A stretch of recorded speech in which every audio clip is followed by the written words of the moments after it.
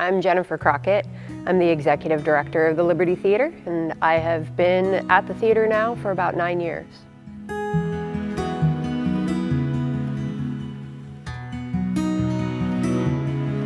The fire of 1922 destroyed about 37 blocks. The civic leaders in town understood the power of the art to reinvigorate the economy, signal to people that it was safe to come back downtown. Our blade sign is modeled after a candlestick, meant to signify light coming out of darkness, a beacon for people to come back downtown. The Liberty Theater was one of a few theaters that were built right after the fire. We opened in 1925. We have two sister theaters in the area. The Hollywood Theater was the same architects, Bennis and Herzog, as was the Baghdad Theater in Portland. After the economic downturn of the 70s and 80s, a group of local leaders came together and decided this place was worth saving. It had fallen into significant disrepair. There was a lot of deferred maintenance. The theater underwent a $9 million renovation, restore the lobbies, restore the house. A lot of our murals had been covered with plywood. They also created the McTavish Room, which is a ballroom. They made great efforts to return the theater back to our 1925 glory. It was then put on the Historic Register as a national landmark. Senator Johnson at the time described it as the spark that reinvigorated downtown Astoria.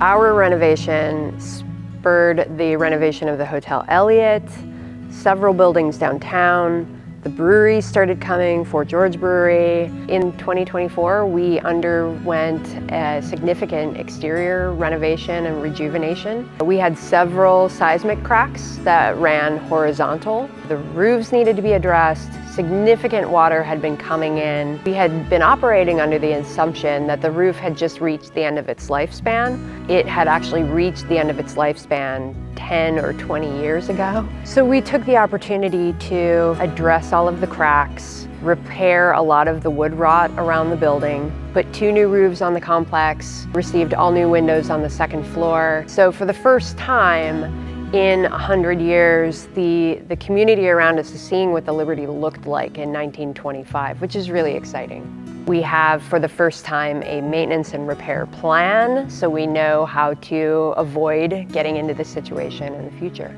A lot of the elements around the theater are as you would have seen them in 1925.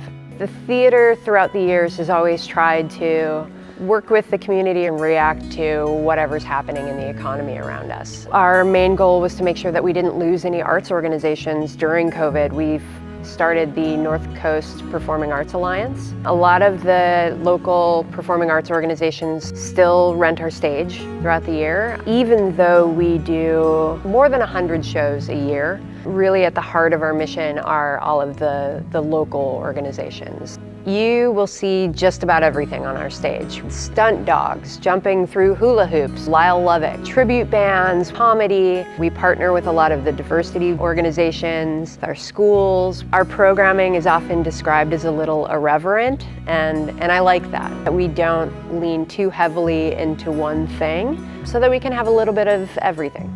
The Liberty welcomes about 25,000 patrons a year. Nearly 50% of those patrons are coming from the Portland and Seattle metros. The economic impact of the Liberty is nearly a one-to-one match with our operating budget.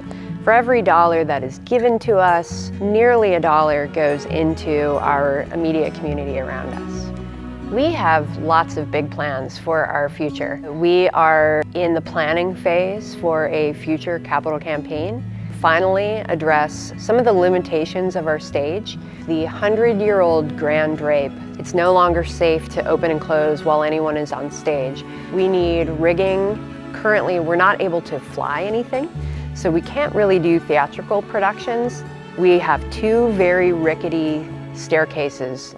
Once we have rigging in, we can add a lot more lighting, honoring the history of this space while also putting in some modern technical capabilities. I think we are really going to impress our audiences. A lot of people don't realize when you see a show at the Liberty, because we're missing a lot of the technical capabilities, you are seeing a very pared down version of these performers' shows.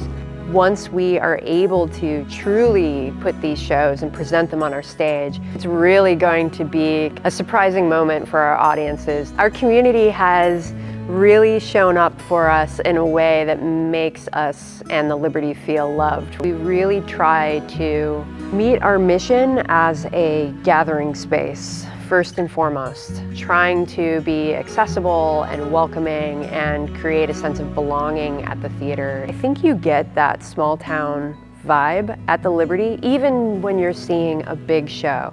I come out and I do the curtain speech and I ask people who's been here before, and that's your first piece of interaction. Our bartenders down in concessions are super chatty.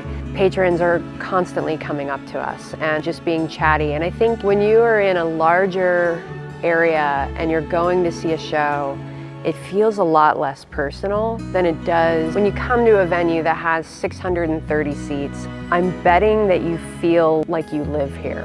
It's a very personal touch for every single person that comes through our doors. If you've never been to the Liberty before, I would encourage you to give us a chance. We have free events throughout the year. We've got comedy, we have film, we have music, we have dance. There's a little bit of something for everybody.